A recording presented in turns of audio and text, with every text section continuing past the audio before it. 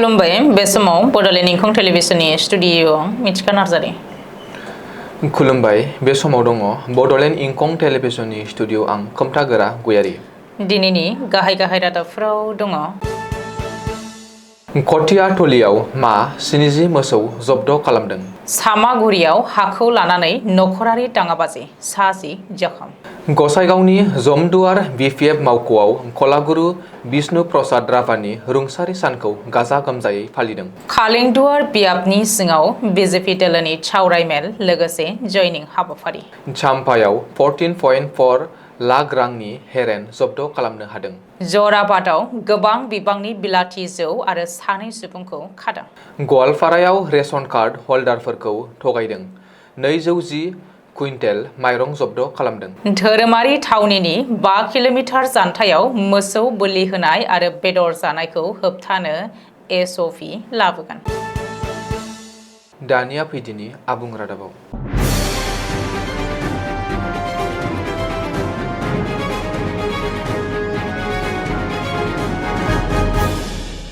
नगाव जिल्लानि कटियाथलियाव सुरां मोसौ जब्द। जायगानि थागिरि सुबुंफ्रा जब्द खालामदों सुरां मोसौफोरखौ। सुलुङाव फोरमायथिनाय बायदिब्ला कटियाथलियाव मा 70 सुरां मोसौफोरखौ बोखांनो हायो। नगाव जिल्लानिनो रुपुहिनिफ्राय गंबा गारिजों स्रोदै लाबोखोमादोंमोन मा 70 सुरां मोसौफोरखौ। नाथाय कटियाथलियाव जायगानि सुबुंफ्रा सुरां मोसौ लाबोखोमानाय गंबा गारिखौ हमथानानै नायबिजिरो। बेनि उनाव रायजोफ्रा गंबा गारिजों लोगोसे मोसौफोरखौ कटियाथलि पुलिस आउटपस्टआव गथायो। मख'नो गोनांदि कार्बि आंलं जिल्लानि गेजेरजों आसामनि गुबुन गुबुन जायगानिफ्राय सानफ्रोमबो माखासे मोसौफोरखौ बांलादेशसिम आयेन बेरेखायै स्माग्लिं खालामनानै लाङो होननानै सिगांनिफ्रायनो अजद थिखांबोबाय थायो। नगाव जिल्लानि सामागुरियाव हाखौ लानानै नखरारि दाङाबाजि। गोलाव समनिफ्रायनो सोलिबोनाय बे नखरारि दाङाबाजिया दिनै फुङाव हिंसानि महर लायो। बेनि फिथाइ महरै हौवा हिन्जाव गासै 60 सुबुंफोरा जखम जानांदों।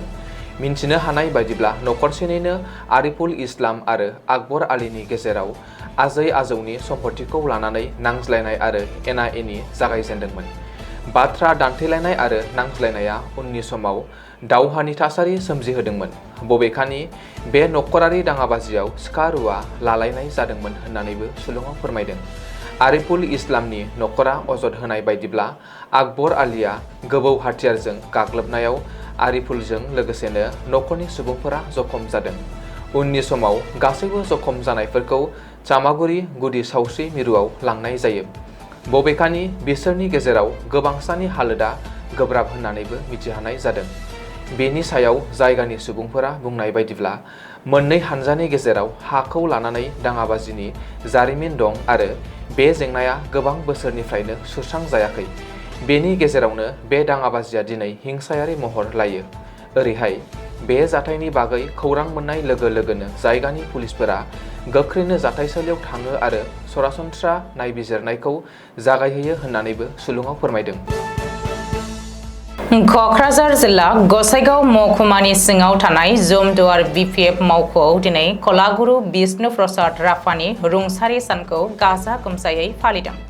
मख'नो गोनांदि हादरसानि गुबुन गुबुन जायगायाव राभा दिबस खुंनाय बायदिनो गसाइगावनि जमदुवारावबो फालिनाय जादों कलागुरु बिष्णु प्रसाद राभानि थैनाय सानखौ। गसाइगावनि खासियाबारियाव जमदुवार ब्लक बिपिएफनि बानजायनायाव फालियो बिष्णु प्रसाद राभानि रुंसारि सानखौ। बिष्णु प्रसाद राभानि मुसुखायाव बिबार माला होनानै आरो आलारि बाथि फोजोंनानै मान बावो। लोगोसेनो फुंनि समाव मान बावनायनि उनाव बिष्णु प्रसाद राभानि जिउ जारिमिन आरो बिथांनि मावलांनायनि सायाव गुवारै आरो गोथौयै फोरमायो राभा साहित्य सभानि आफादगिरि अमर सिंह घोषआ। हाबाफारियाव नुजाथियो बिपिएफ जमदुवार बियाबनि बिजाथि नागिरनाय उइलियाम नार्जारिजों लोगोसे मिरु इउपिपिएलनि सोद्रोमा ध्रुब कुमार ब्रह्मजों लोगोसेनो ओनसोलनि गोबां मेलेमजिबि आरो राभा माहारिनि गोबां सुबुंफ्रा बे हाबाफारियाव बाहागो लादोंमोन। बिटिसि बिसायख'थिनि थि समखौ फोसावनाय जायाखैब्लाबो फैगौ सेप्तेम्बर दानाव खुंफुंगोननि खौराङा गोसारनाय लोगो लोगोनो राजखान्थि दोलोफोरा राजखान्थि फोथाराव खामानि मावनायखौ जागायबाय। फैगौ बिटिसि बिसायख'थिखौ लानानै उदालगुरि जिल्ला 34 नं कालिंदुवार मण्डल बिजेपि दोलोआबो थाद'नाय गैयै रायजो राजाखौ लोगो हमनानै सावरायनाय आरो जयनिं हाबाफारि लाबोबाय थानायखौ नुबोबाय थानाय जादों। 31 नं खैराबारि बियाबनि MCLA भबेन चन्द्र बर', उदालगुरि जिल्ला ST मर्जानि नेहाथारि अर्जुन दैमारि बिथांमोननि नुजाथिनायाव थांनाय 19 जुन 2025 मैया कालिंदुवार बियाब बुरनिहाट आरो बुरनिहाट बुथ कमिटिनि बानजायनायाव सावरायमेल आरो जयनिं हाबाफारि जानानै थाङो। 11 बोसोराव भारत सरकारा गोरिब थाखोनि रायजो राजानो न' लुनानै होनाय हान्था मेलानि थाखाय लामा दालां आरो माखासे होनाय आसनि आरो फैबाय थानाय समाव बिजेपि दोलोआ मावनो लानाय खामानिफोरनि सायाव गुवारै सावरायलायनायखौ नुनो मोननाय जायो। जाय हाबाफारिनि गेजेरजों 50 जन सोद्रोमाफोरा बिजेपि दोलोआव जयनिं जादों होननानै खौरांगिरिनि सोंथियाव उदालगुरि जिल्ला ST मर्जानि नेहाथारि अर्जुन दैमारिया रोखा रोखायै फोरमायनानै होयो। ड्राग्स बाहायनायनि बेरेखायै मोनसे गोख्रों अपारेशन खालामनायाव पुलिसा थांनाय 16 जुन खालि साम्फाइ जिल्लानि ज'थेयाव ड्राग्स हमदों। मिथिनो हानाय बायदिब्ला ज'थेनि भेहिकल चेक पस्टआव सासे सन्देह गोनां सुबुंखौ बेलासिनि 3 रिंगासो समाव हमनानै बेनिफ्राय गोबां बिबांनि 4 नम्बर हेर'इनखौ जब्द खालामदों। स्रोद संदाननायनि गेजेरजों इन्टेलिजेन्स इनपुटनि सायाव बिथा खालामनानै एक्साइज आरो नारक'टिक्स बिफानजों जयै लोगो नांनानै पुलिसा बे अपारेशनखौ खालामनाय जादोंमोन। सिग्रोमनायाव बिनिफ्राय गासै 14.4 लाख बेसेननि 19.2 ग्राम लिरथाय 4 नम्बर हेर'इनखौ रैखाथि बिफाना जब्द खालामनो हादों। बेनिफ्राय जब्द खालामनाय हेर'इनजों लोगोसे हमजानाय दायनिगिरिनि सायाव दासान्दि नायबिजिरनो आरो गोख्रों आयेनारि राहानि थाखाय साम्फाइनि एक्साइज आरो नारक'टिक्स बिफाननो सिगांग्रो गथायनानै हरनाय जायो। बशिष्ठ पुलिस आरो जराबाद पुलिसा लोगो नांना बृहस्पतिबार मोनानि समाव आसाम मेघालय सीमा सेराव थानाय जराबाद नाका चेकिं पइन्टआव भारतआव बानायनाय बिलाथि जौनि मोनसे गेदेर केबखौ लांनाय गंसे ट्राकखौ हमदों। मिन्थिनो हानाय बायदिब्ला बैफोर बिलाथि जौखौ ट्राकआव दैखोना गुवाहाटीनिफ्राय मिजोरामनि आइजल फारसे लांनाय जादोंमोन। अपारेशननि समाव पुलिसा ट्राकनि ड्राइभार कबिर हुसेन लस्कार 23 बोसोर आरो लोगो मिलन हुसेन लस्कार 22 बोसोरखौ जाथायसालियावनो हमनाय जायो। लोगोसेनो बिसोरनि AS01 RC 7957 ट्राक गारिखौ सिज खालामो। जब्द खालामनाय गासैबो बिलाथि जौनि ब्रेन्डफोरखौ मेघालय रायजोनि शिलंआवल' फाननो थाखाय गनायथि होनाय दंमोन होननानै रिपर्टआव बुंदों।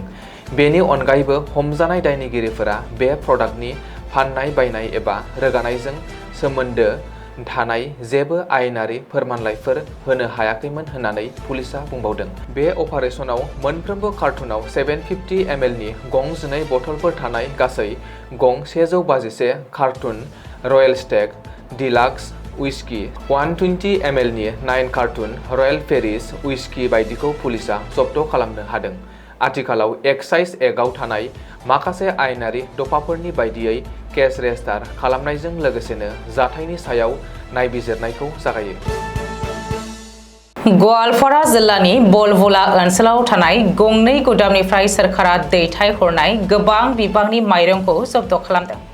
लोगोसेनो बेसेन नाङै माइरंखौ रायजोफोरनो राननायजों सोमोन्दो थानाय माखासे गाज्रि आखुफोरनि सायाव गुवारै नायबिजिरनाय जायो।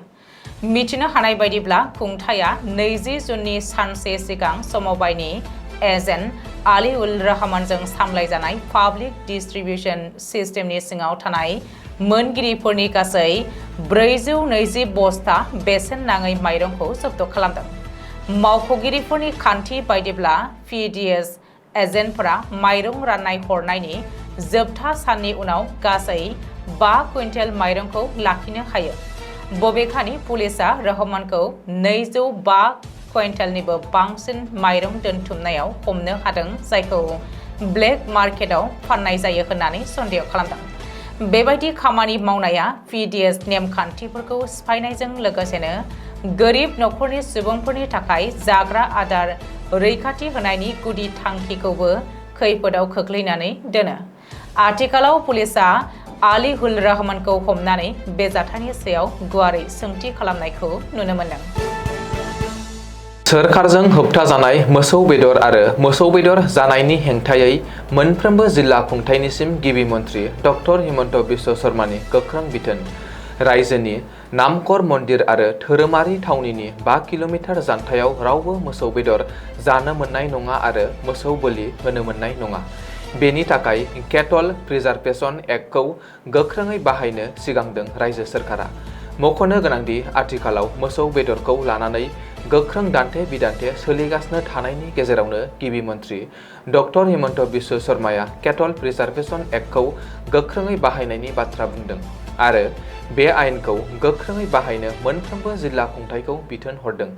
हिन्दु सुबुं थानाय ओनसोलाव गोख्रोंसिनै बाहायगोन केटल प्रिजार्भेशन एक्टखौ। बे आयेन बायदियै नामकर मन्दिर आरो धोरोमारि थावनिनि 5 किल'मिटार जानथायाव रावबो मोसौ बुथारनो हानाय नङा आरो जानोबो हानाय नङा। बेनि थाखाय रायजो सोरखारा गोदान SOP थियारि बानायगासिनो दङ। मख'नो गोनांदि ईदनि समाव धुबरीयाव गंसे मन्दिर साखाथियाव मोसौ बेदर गारना दोनहैनाय जाथायनि उननिफ्रायनो रायजोआव मोसौ बेदरखौ लानानै दान्थे बिदान्थेया गोख्रोंसिनै जादों। दिनैनि रादाबा एसेनोसै। गोजोन्थों। गोजोन्थों।